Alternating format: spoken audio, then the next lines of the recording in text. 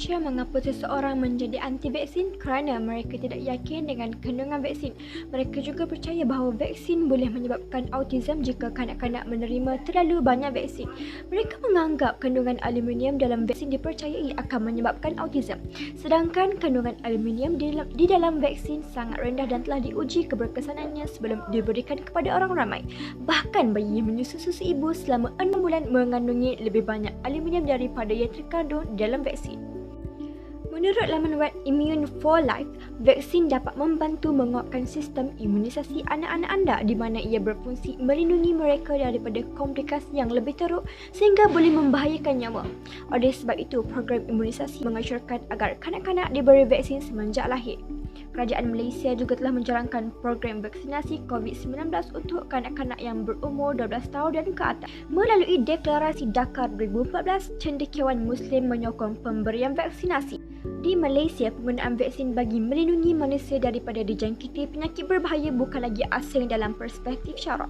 Kaedah pencegahan melalui vaksinasi dapat dilihat dalam 6 keputusan yang mengharuskan penggunaannya oleh Jawatankuasa Muzakarah Majlis Kebangsaan bagi Hal Ehwal Agama Islam Malaysia antara 1988 hingga 2013. Punca seterusnya adalah vaksin membawa banyak kesan sampingan yang serius. Kenyataan sebenar adalah kesan sampingan serius jarang berlaku pada mereka yang mengambil vaksin. Kebanyakan penerima vaksin hanya mengalami kesan sampingan seperti demam dan bengkak pada tempat suntikan. Terdapat kes yang menunjukkan gangguan usus selepas penerimaan vaksin, tetapi perkara ini mempunyai kebarangan yang sangat rendah untuk terjadi. Menurut artikel yang dikeluarkan Berita Harian, hanya 3.5% daripada penerima vaksin mengalami kesan sampingan ringan dan kesan sampingan serius, tetapi mereka yang mengalami kesan sampingan serius telah dipantau di ward pemantauan dan telah pulih seperti sedia kala. Kebanyakan penerima mengalami keraguan kerana wujudnya spekulasi berkaitan terdapatnya DNA Kinsey di dalam vaksin yang diberikan.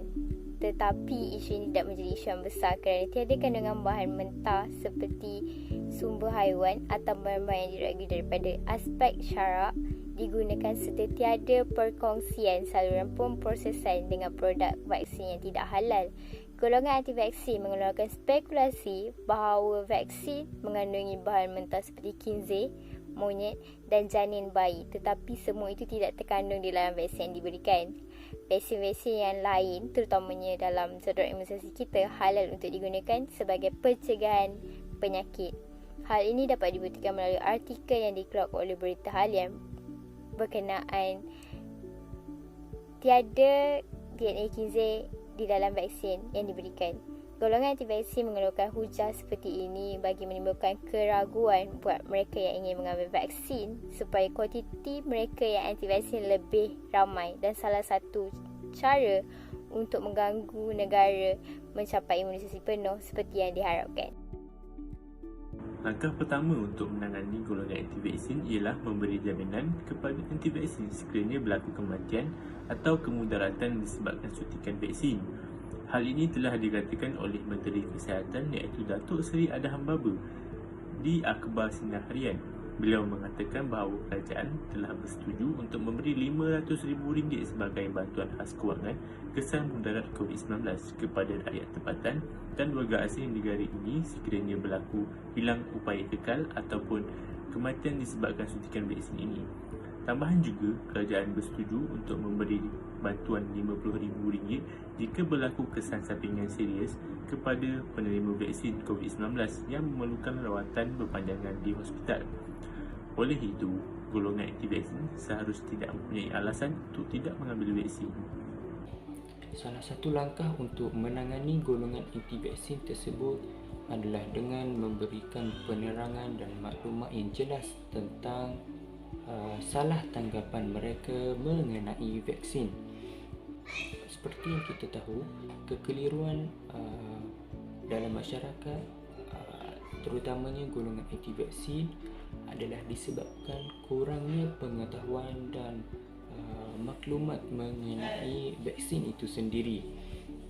Okey, jadi kita perlu mengambil langkah, iaitu kita perlu memberikan penerangan yang jelas tentang vaksin itu sendiri. Sebagai contoh, kandungan vaksin itu sendiri yang disahkan oleh kementerian dan disahkan oleh Jabatan Agama tentang halal, dan juga kita perlu memberikan penerangan tentang kesan sampingan yang tidak berbahaya terhadap kesinambungan hidup mereka. Okey, di akhir video vlog kami ni saya akan buat sedikit kesimpulan dan rumusan tentang topik yang kami bahaskan, iaitu pengaruh golongan anti vaksin kepada masyarakat. Okey, jadi golongan anti vaksin ni boleh dianggap golongan yang bahaya. Ini kerana mereka yang sering selalu mengeluarkan pernyataan-pernyataan yang salah tentang vaksin itu sendiri. Sedangkan vaksin ni adalah salah satu cara untuk kita mencegah COVID-19. Kerajaan dah mengeluarkan segala cara untuk kita cegah COVID-19 ni. Salah satu caranya adalah vaksin sendiri.